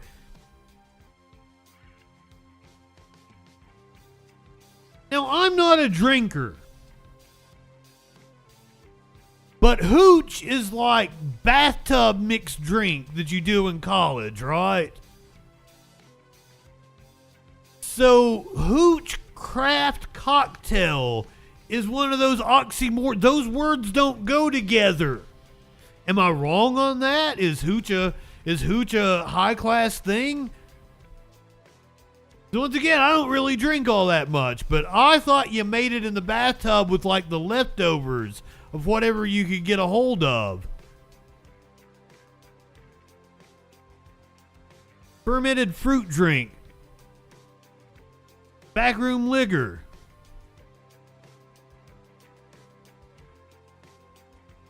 So it's like prison alcohol. Hooch Craft Cocktail Bar. I get pissed off about the weirdest things. Yeah.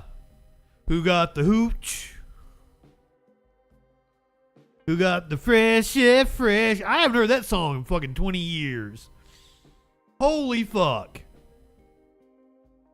Hooch Craft Cocktail Bar in Aspen with co-bar manager Pat Flanagan in April of 2016. Then the two took over as general manager in 2021 and officially became co-owners in 2022. In addition, the venue has hosted events in support of the LGBTQ community, including a women's party for Aspen Gay Ski Week and a Winter Wonderland burlesque and drag show. Boebert has been an outspoken critic of drag, claiming it defends her Christian beliefs. Take your children to church, not drag bars. Fair enough, Venus. Fair enough. That's a good point. Cocktails are just fancy toilet wine. Boebert has been a staunch opponent of LGBTQ rights in Congress. She has supported boycotts against companies and embraced LGBTQ plus pride campaigns and promoted the narrative that members of the LGBT community are groomers.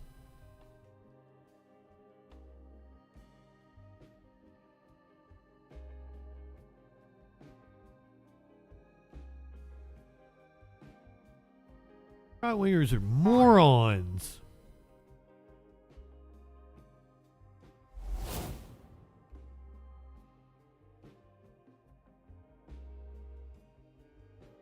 And let me bring up this post.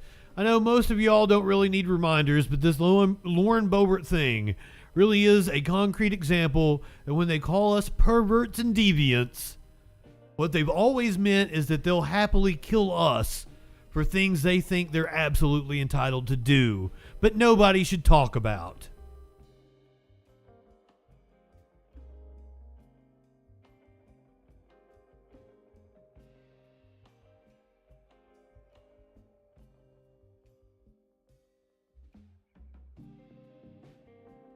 Okay, guys, if you are one of the people that a little squeamish and don't like doing the really graphic crime stories,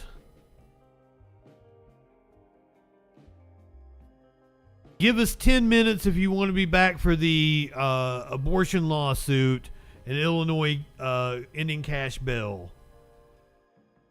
Give us 15 if you want to be back for bullshit.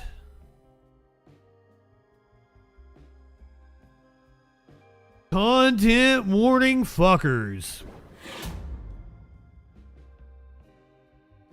But if you're like many people in the chat and you find the crowning of a new good cop something to celebrate and be around for,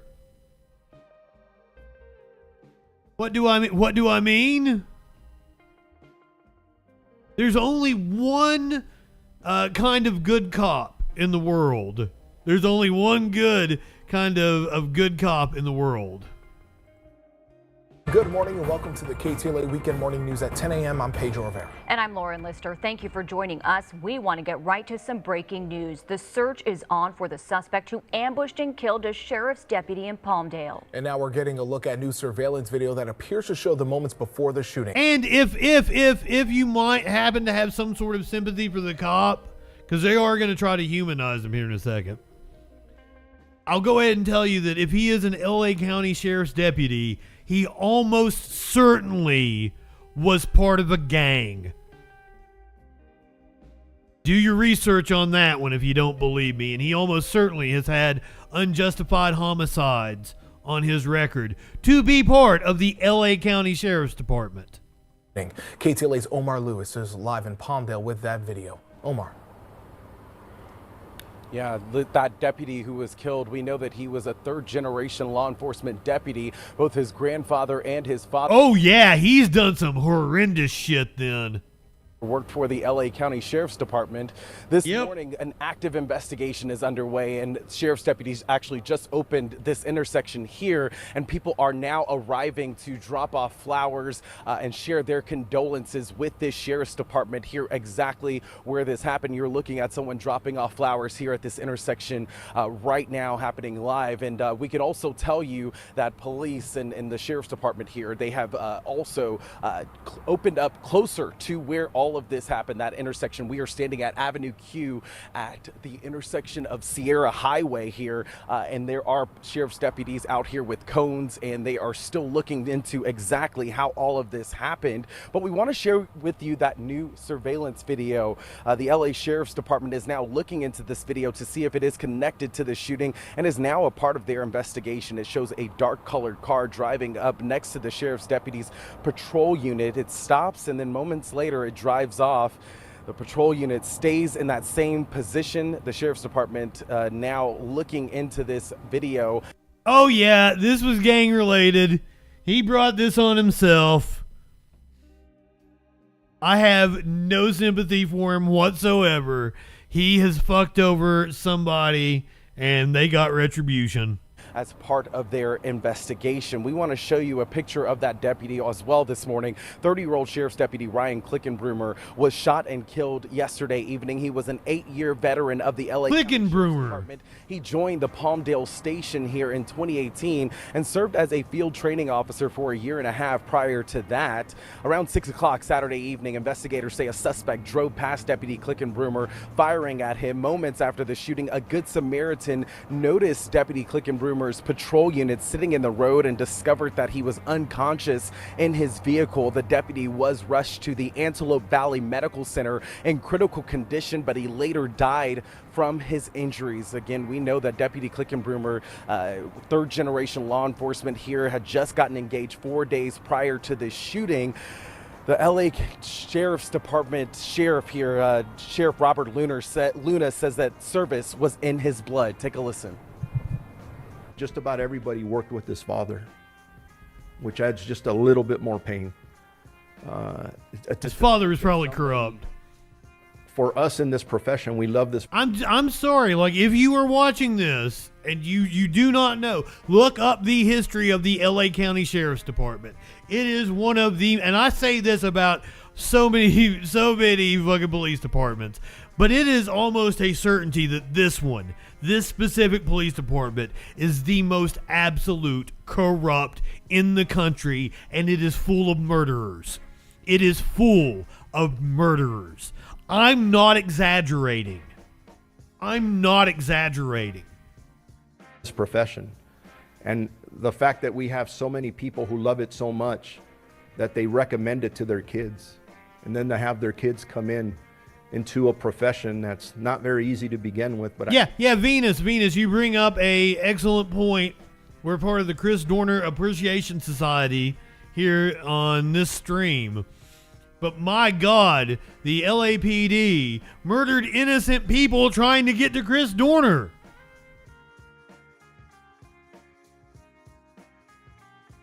This is the LAPD and the LA County Sheriff's Department, two separate police departments, both insanely corrupt. It's the best profession in the world. The best profession in the world. Fuck off. Is it adds more pain to it. Somebody saw something. Somebody. None of you saw anything. There is a family here at this hospital that's grieving tonight, an unimaginable loss. It's a young kid who came to work to serve all of us. We need your help. Nobody saw nothing. Law enforcement agencies gathered outside the hospital last night to support one another after this tragedy. A procession was also held for the fallen deputy late last night, and there will be other tributes to remember Deputy Klickenbroomer over the next few days, including a memorial held later tonight. Currently, no suspect information is available at this point from the Sheriff's Department, but the Sheriff's Department is hoping that someone out there has more surveillance video that will be able to lead them to their suspect or suspects involved here. Anything that can help in this investigation, they are welcoming here this morning. And back out here live, we can also show you that someone has arrived here with a thin blue line U.S. flag showing that a fascist flag for these law enforcement officers who have lost one of their brothers in blue here. So just a tough day here in Palmdale as this community gathers around. Fuck your fascist flag. To share their support. Ooh, ooh, ooh. Do you guys notice what's up on screen? 1-800-222-8477. We are calling the tip line for the Crime Stoppers in LA County.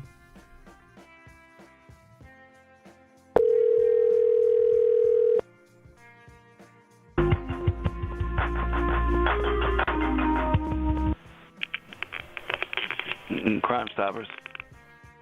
We were just watching the story about the LA County Sheriff's deputy that got shot. Okay. There's only one good kind of cop.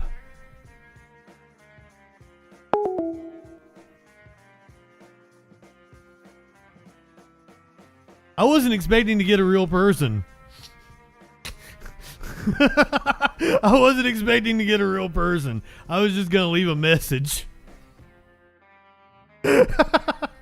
Ah, fuck. Content warning indeed. Support, and we are at this corner where this intersection where this happened, and this is just where the sheriff's station is located as well. So we understand that Deputy Klickenbroomer was pulling out of the sheriff's station when this all happened. Of course, again, police hoping that someone out there knows something that can help them in this investigation. They're asking for your help. If you know anything, pick up the phone and dial the number at the bottom of your screen. I did. 222 tips. That's the very latest here live in Palmdale this morning. We'll send it back to you in the studio. Yep. Flash, that would have been excellent. Have you looked into the officers' gang activity?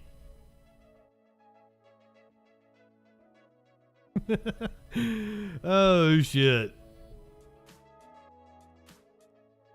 Let's keep it in California, but somebody that I will probably have a hell of a lot more sympathy for. This is a weird story going on. A model was found dead in a LA apartment. A second model now found dead in an LA apartment. Do we have some sort of serial killer preying on sex workers or some shit?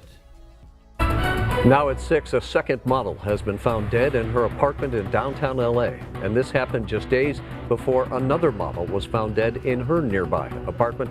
Tonight, we have the latest on both of those cases. Hello, everybody. Welcome to the news at 6. They live near each other. Winter, a deepening mystery tonight as we learn of the death of a model in downtown LA, the second in a matter of days. Yeah, both of them found lifeless in their own apartments. Tonight, in a story you'll see only on 5, the mother of one of those victims is speaking out. Let's go. Have you looked into the cop that they just shot? There could be a connection. Chris Wolf, he joins us live from Hollywood now. He's got details on all of this. Chris? That's right, Rick, Kareen, what a mystery this is. Two young models discovered dead in their luxury apartments in downtown Los Angeles just days apart. One case is considered a homicide. The other one right now is considered suspicious, undetermined. Are they related? This is a story you will see only on 5.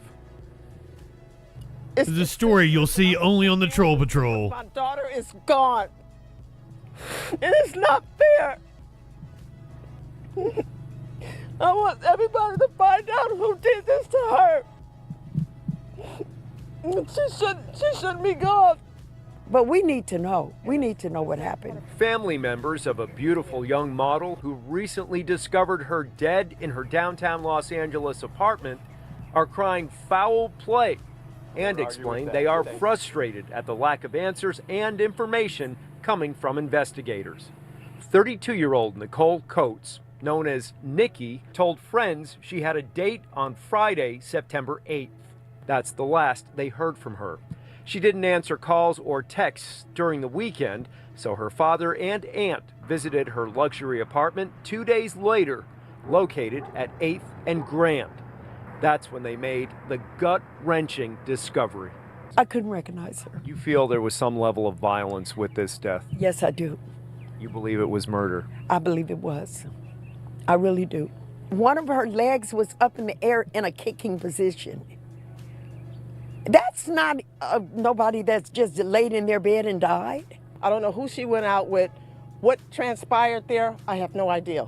But I'm going to find out. So if you're out there, you're going to get caught. You're messing with the wrong person.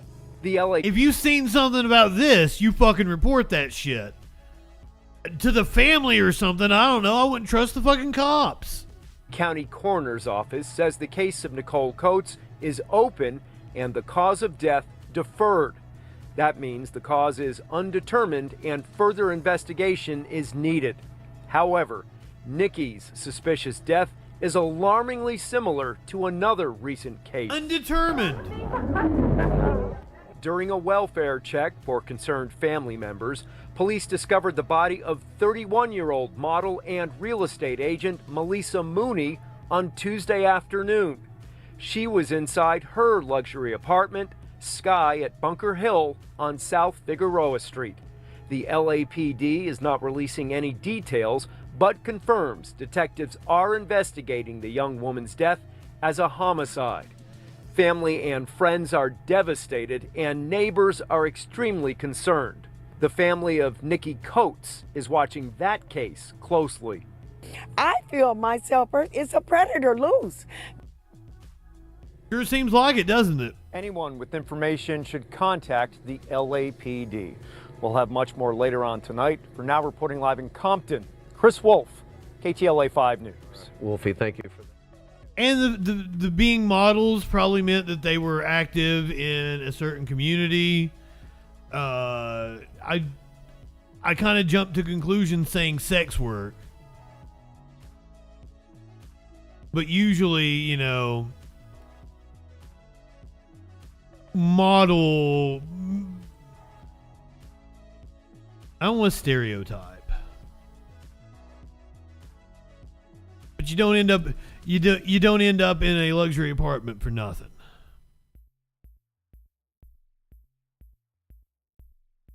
And like, we support sex workers here, so like there's nothing wrong with that. Now, like, clearly they were upscale models.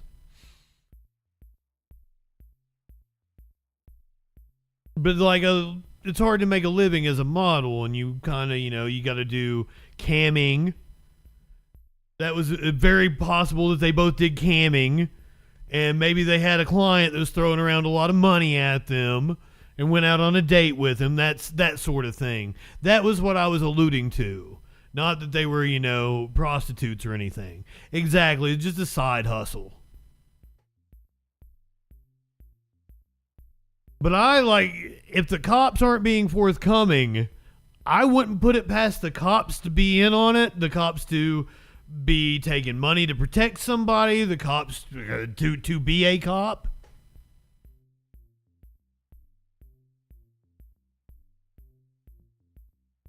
And some people might say, well, Justin, that's wrong of you. Like, the cops are there to protect you. No, they fucking aren't.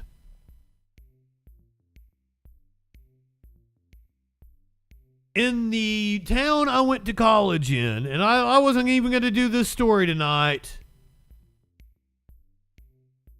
but let's talk about cops protecting a fucking predator, because this pisses me off. This is the town I went to college in. This has been an issue for years. This motherfucker by the name of Sean Williams, protected by the Johnson City Police Department in Johnson City, Tennessee. A graduate of East Tennessee State University. It was well known that Sean Williams was a rapist. I saw my friends share out posts for years about staying away from Sean Williams. And I saw my friends for years share out posts about how the Johnson City Police Department protected him. Now he has been indicted on child rape charges. Child rape charges. Sean Williams, a former Johnson City business owner, at the center of 2 federal lawsuits. That's our top story. I'm Kelly Grossfield. Williams was indicted yesterday on 3 federal charges of sexual exploitation of children.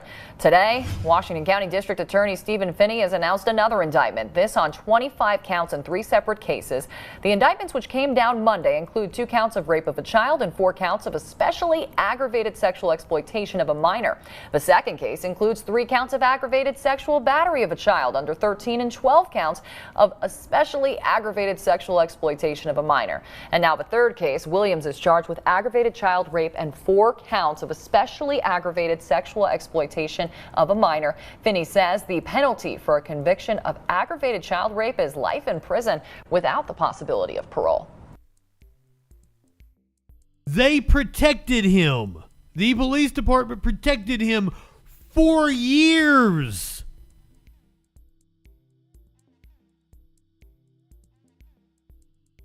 My friends for years shared out posts about making sure you never go back with him to his apartment.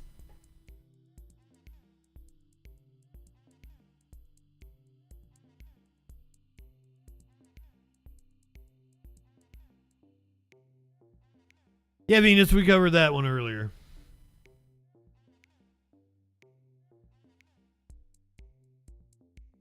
Since we're talking about rapists, I'll do these stories tomorrow. Let's go ahead. We'll keep on the rape. We'll keep on the subject of rape.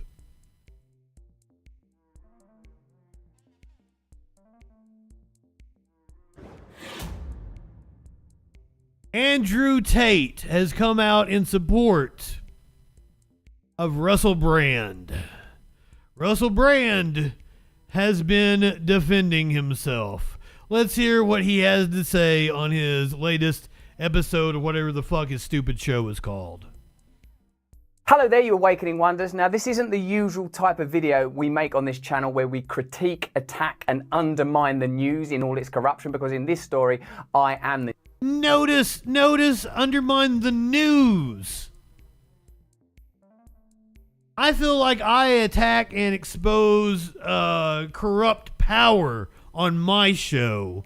I'm not attacking the news. I want to kick authority in the balls. Sometimes that means the news media. He's kicking authority in the balls.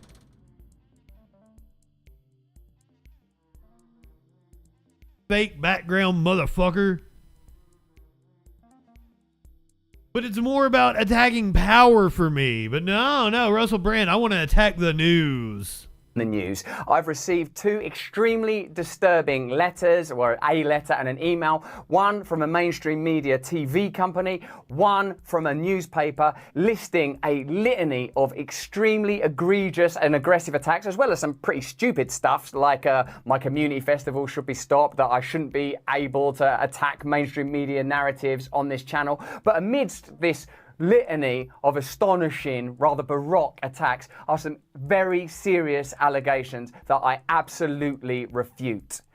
These allegations pertain to the time when I was working in the mainstream, when I was in the newspapers all the time, when I was in the movies, and as I've written about extensively in my books, I was very, very promiscuous. Now, during that time of promiscuity, the relationships I had were absolutely always consensual. I was always transparent about that then, almost too transparent. And I'm being transparent about it now as well. And to see that transparency metastasized into something criminal that I absolutely deny makes me question, is there another agenda at play?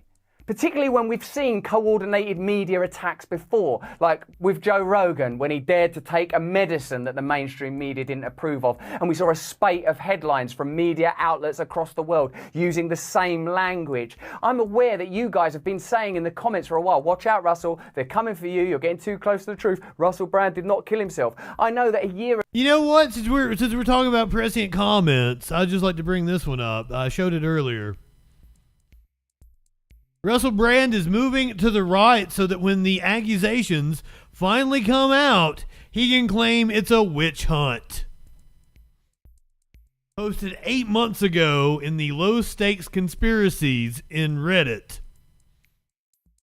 Person who posted this low stakes conspiracy theory on Reddit 8 months ago is probably having an interesting day.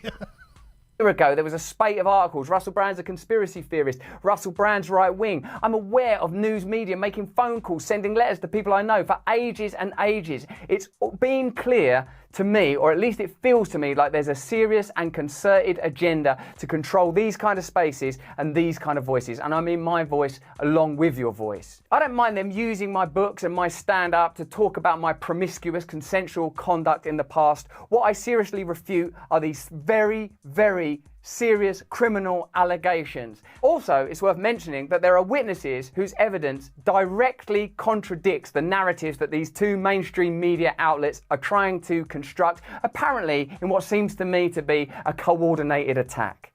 Now, I don't want to get into this any further because of the serious nature of the allegations, but I feel like I'm being attacked, and plainly they are working very closely together. We are obviously going to look into this matter because it's very, very serious.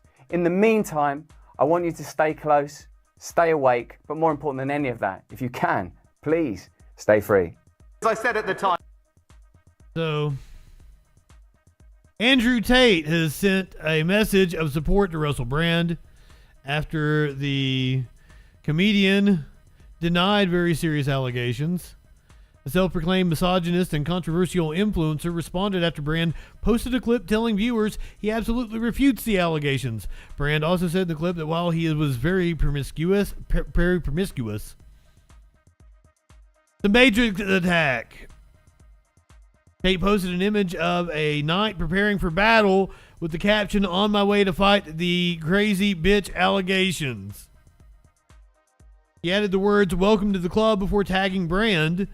Tate also responded to the video posted by Brand, calling it a Matrix attack. Tate is currently charged with rape, human trafficking, and forming an organized crime group to sexually exploit women. He will stand trial for these charges in Romania. Now, Russell,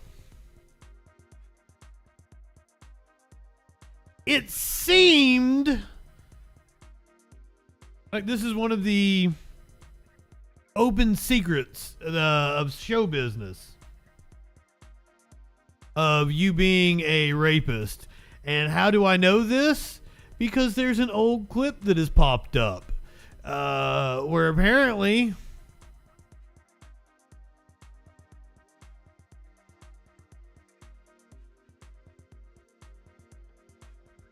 why can't I get the clip to play?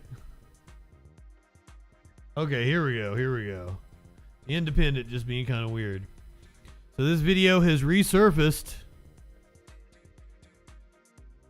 recently in light of the claims.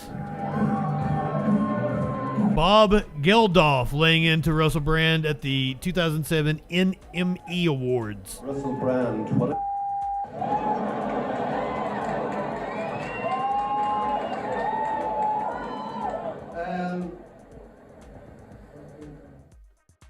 Oh, that's all it was?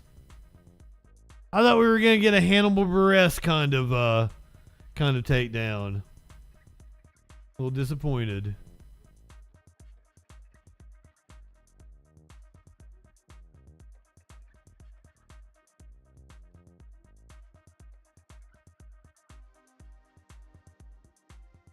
Well, fuck Russell Brand anyway. I don't know. Do you call him a cunt? He's also British, right? So right cunt would be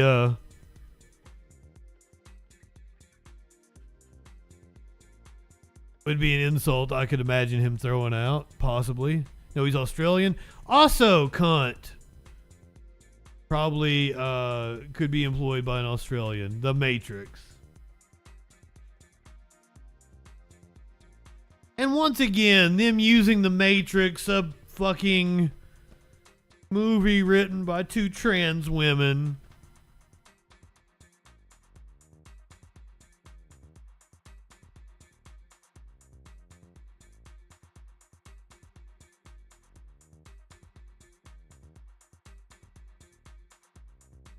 Oh, cunt is good in Australia. Russell Brand didn't seem like he was, he felt complimented by that. Well, at least as far as I know, Bill Maher has never been accused of raping anybody. I could stand corrected on that one. I'd believe it if it happened, but as far as I know, he's been able to pull pussy like Ann Coulter.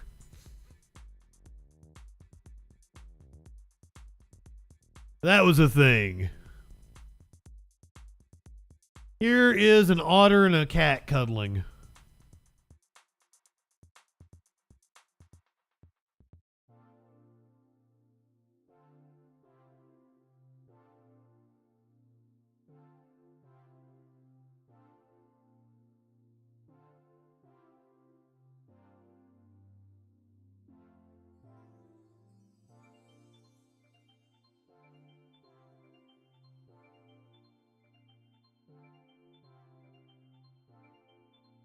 Well, there's nothing wrong with being promiscuous as well, as long as it's always consensual.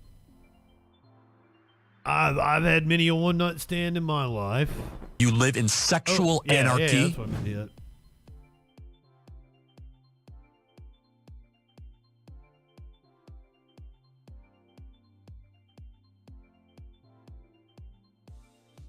More power to him if he goes to millionaire orgies. Nothing wrong with sex parties. This is fucking adorable.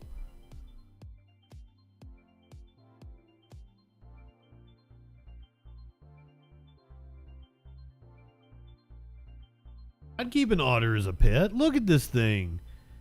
How fucking cute. And they're spooning. The cat's a little spoon. I never knew I wanted an otter as a pet. Let me tell you something, Mr. Otter. I've got several cats that you can cuddle with. Don't think the kitty isn't cute as well. I'm totally down with the kitty.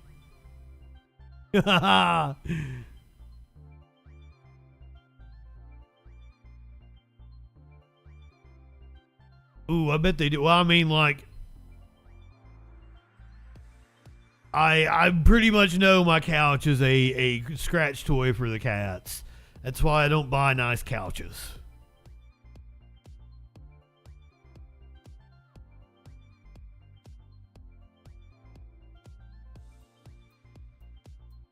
Well, I mean, that's a cat as well. Cats can be cute, but also vicious. Don't believe me? I've got a cat to let you meet. They're still gonna tear up the couch. I do need to get them a new cat tree. They really loved their cat tree, so I need to get them a new one. Because I always said, like, if I knew they were gonna love that cat tree that much, I would have got it long before I did. So I need to get them a new one. But we'd also talked about possibly doing like cat shelves back here, so you guys could see the cats play on shelves behind me during the show. That's an idea. The whole thing is I don't know how long I'm going to be in this apartment. My lease is up in March. That kind of puts me right in the middle of primary season. I probably don't want to move then, so maybe I'm here 2 years. And 2 years go by awfully fucking fast. I've already been here half a year already. So I don't know about, fixing this apartment up the way I want it. I would really like to buy a house at some point in time. I've been trying to get on Disparkles to buy a house with me. Because it's so much fucking cheaper. Renting is not fun. You want to see my cat? Here's a smoky bong.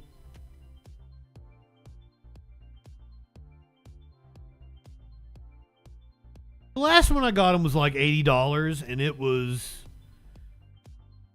it wasn't anything spectacular, but it had like 3-4 different little sections to it, and they fucking loved it.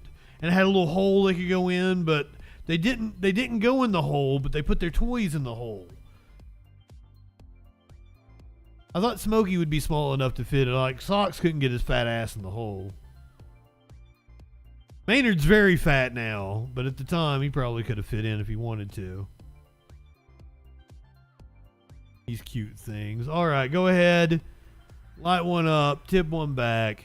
It's all right to have a little fun before you hit the sack. I'm Justin Freakin. We will see you tomorrow night.